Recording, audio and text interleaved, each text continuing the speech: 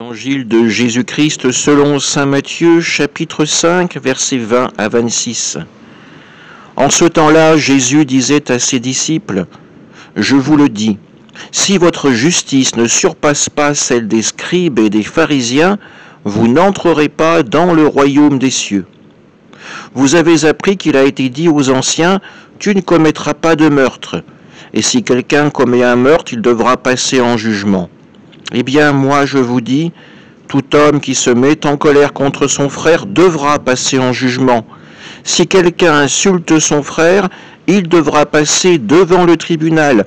Si quelqu'un le traite de fou, il sera passible de la géhenne de feu.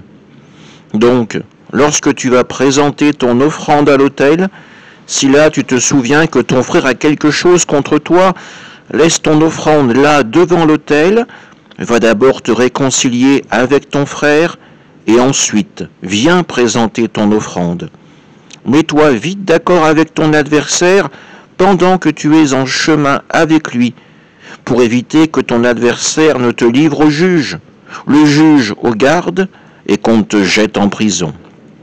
Amen, je te le dis, tu n'en sortiras pas avant d'avoir payé jusqu'au dernier sou. Acclamons la parole de Dieu.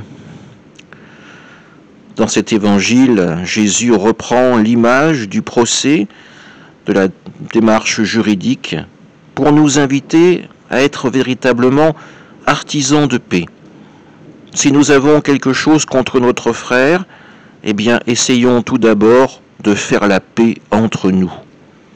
Jésus n'est pas venu pour raviver les conflits, pour raviver les tensions, pour emmener les hommes à se disputer l'un avec l'autre.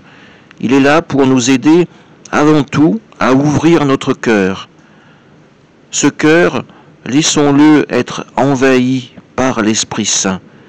Que notre parole puisse être aidée par cette sagesse venue du Seigneur pour devenir un outil de paix et non plus un outil de division. Que nos mains ne soient plus faites pour tuer ou pour blesser, mais pour accueillir et pour soigner. Mettons tout notre cœur à accueillir cette parole et en faire véritablement un outil de paix. Amen.